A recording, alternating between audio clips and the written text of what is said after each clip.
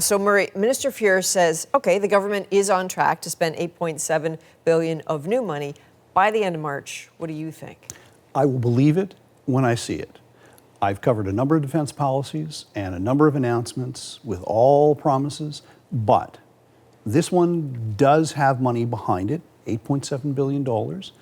The problem is that some of that money is set aside for salaries. Some of that money is set aside for Ukraine.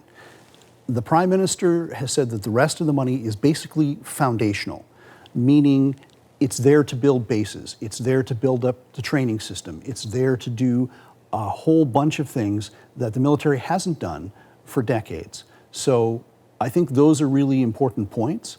But the other aspect is that I really don't think that the public, nor even some of the officials in Ottawa, have actually gotten used to the idea that what the government wants to do is actually defense production, because they want to involve Canadian industry, they want to build up Canadian industry.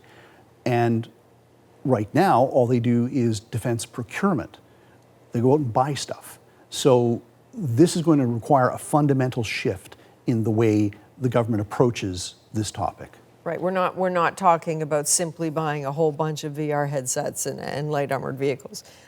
When I spoke to the minister about the procurement process, he said, you know, it's been trapped in sort of analysis paralysis, if you will, for quite some time. And so when I said, all right, how do you then speed that up? He had a bit of an answer. Why don't we listen?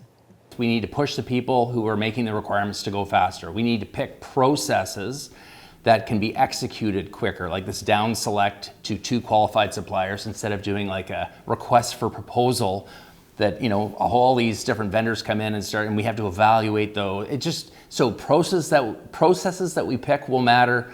Requirements coming to us in a timely fashion matter.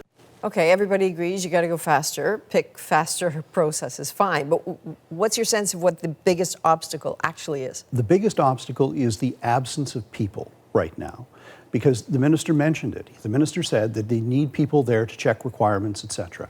But Canada has had a defense purchasing department that has been understaffed for decades. It was cut during the Cold War. There were roughly 9,500 people doing those sorts of things, and then it was cut to about 4,300, and we've had successive governments who have not put more people back into those slots. So the government is in the process of moving people over to the Defense Department, but it's also looking to hire more people to do this. So, but they're not in place right now. So it's going to be very difficult to get all of that money spent in that time. One last thought. We're talking about particulars, but what is the vision for Canada's military? Do you have a sense of what that is yet? I don't think we have a vision for what we expect the Canadian military to do. For decades, we have talked about the Canadian military as being peacekeepers, but we had the Afghan war where they were war fighters. There's been a great focus on forest firefighting. So that vision has not been necessarily articulated, and they're in the process of rewriting the defense policy. We'll have to see what that says. But before you go shopping, you're going to have to know what you want to buy.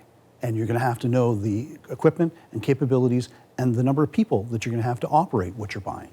Okay, you can't buy the food without knowing the meal. That's right. All right, Murray Brewster, thank you. Thanks.